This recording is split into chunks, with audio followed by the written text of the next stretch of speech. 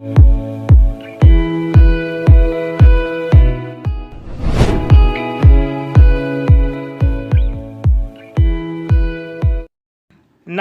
दोस्तों, आज की वीडियो का टॉपिक रहेगा vowel pairs E U, E W और ई वाई का उच्चारण कब यू होता है और कब ऊ होता है और कब ई होता है और कब ए होता है।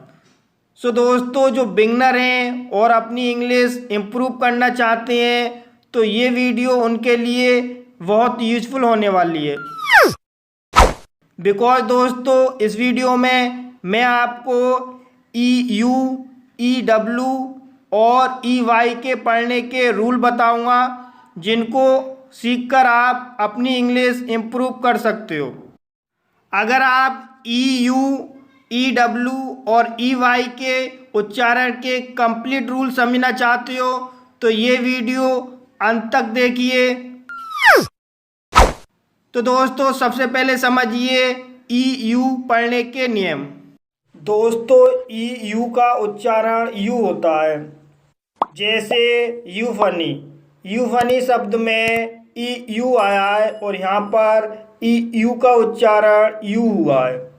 इसी तरह से फ्यूड, फ्यूड शब्द में ई यू आया है और यहाँ पर ई यू का उच्चारण यू हुआ है, इसलिए इसे फ्यूड पढ़ते हैं।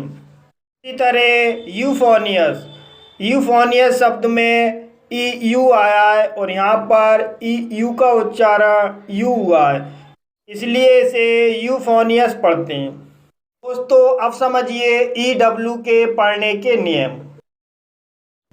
दोस्तों, ई डब्ल्यू का मुख्य उच्चारण यू होता है।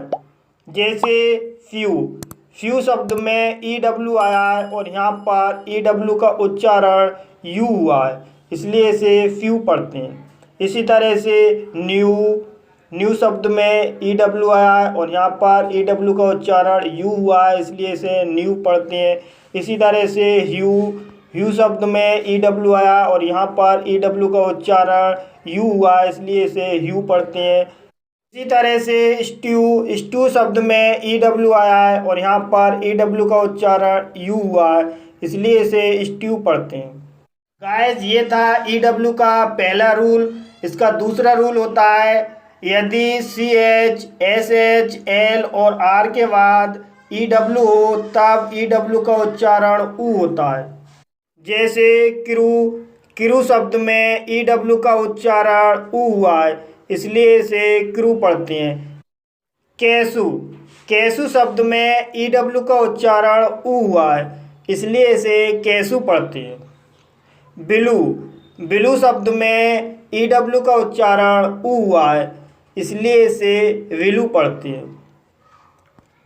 स्क्रू, स्क्रू शब्द में ई डब्ल्यू का उच्चारण ऊ हुआ है, इसलिए इसे स्क्रू पढ़ते हैं। तो गाइस, ये थे ई डब्ल्यू के पढ़ने के नियम।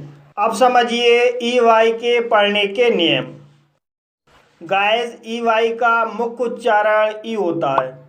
जैसे बॉगी, बॉगी शब्द में ई वाई आया है और यहाँ पर ई वाई का उच्चारण ई हुआ है, इसलिए इसे बॉगी पढ़ा जाता है। इसी तरह से हॉकी, हॉकी शब्द में भी ई वाई आया है और यहाँ पर ई वाई का उच्चारण ई हुआ है, इसलिए इसे हॉकी पढ़ते हैं। इसी तरह से टर्की, टर्की शब्द में भी ई वाई आया है और यहाँ पर ई वाई का उच्चारण ई हुआ है, इसलिए इसे टर्की पढ़ते हैं। इसी तरह से पुली, पुली शब्द में भी ई वाई आया है और यहाँ पर ई वाई का उच्चारण ई हुआ है, इसलिए इसे पुली पढ़ते हैं।